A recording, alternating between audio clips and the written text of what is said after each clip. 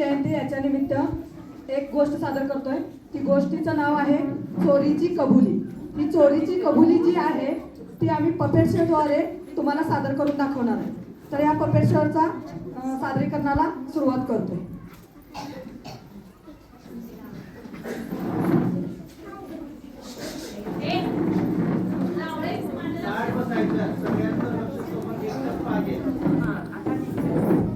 नीट बघायचं काय?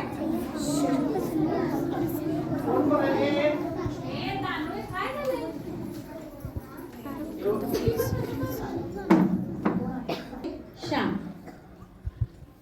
आई, ए आई, आई, ए आई, कुठे आहेस तू? हे बघ मी किती छान आंबा आणलेला आहे. वा, किती मोठा आंबा!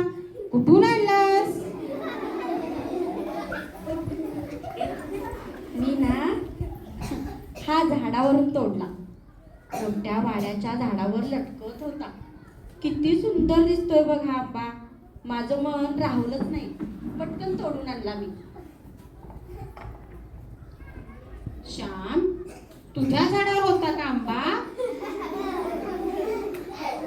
नाही आई, पण झाड हे सर्वांचंच असतं ना ग, म्हणून तोडला मी.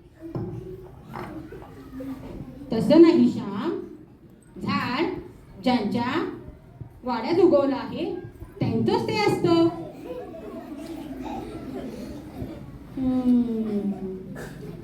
आता आता काय नाही ग आई, पण काय करू मी आता?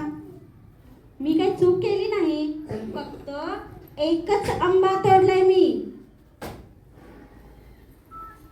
चोरी मोठी असो की लहान, ती चोरीच असते.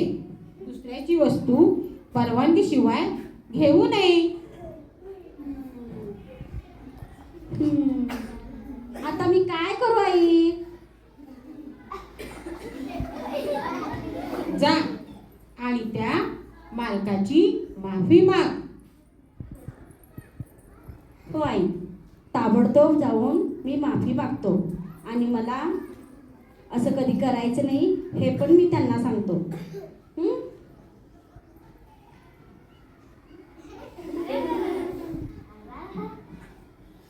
काका, ओ काका, काका, ओ काका.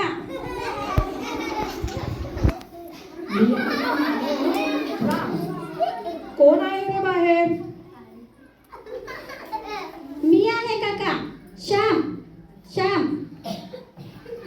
अरे श्याम, माझ्याकडे काय काम काढलंस? काका, तुम्हाला न विचारता मी हा आंबा तोडला. तुमच्या झाडाचा आंबा तोडला मी. मला माफ करा. मी पुन्हा असं काही करणार नाही. मला माफ करा. हा हा हा, बरोबर आहे श्याम, तू तुझी चूक कबूल केलीस. मला खूप बरं वाटलं. आता आता तर तू माझ्याकडून कधीही आंबा घेऊन जा. मला विचारून घेऊन जा. मी तुला काहीही बोलणार नाही. हो काका.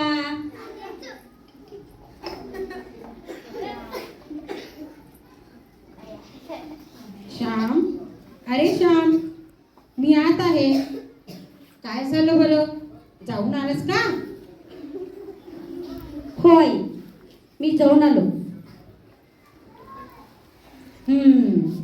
काय बरं म्हणाले मालक?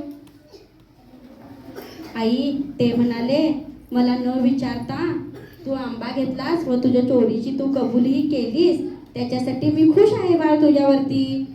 आणि मला न विचारता घेतलास म्हणून मी काय तुला रागावणार नाही. बरं केलंस मला जे सांगितलंस तू.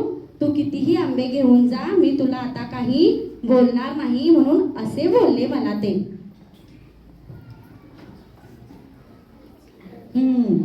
असं वागणं म्हणजेच माणुसकीची खरी ताकद असते. चूक कबूल करणं म्हणजे प्रामाणिकपणा असतो.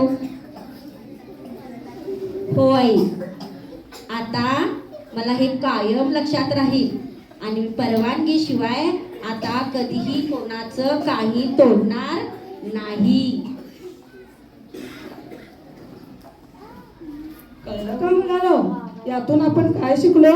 प्रामाणिकपणा, चूक कबूल करणे आणि त्यातून काहीतरी नवीन शिकणे हे खूप महत्वाचे आहे. धन्यवाद. श्यामने काकाने म्हणलेले सगळे तिच्या आईला सांगितले. ह्या गोष्टीतून आपल्याला हे शिकायला मिळतं की कधीही चोली करू नये आणि आपण नेहमी प्रामाणिकपणाने वागायला हवं.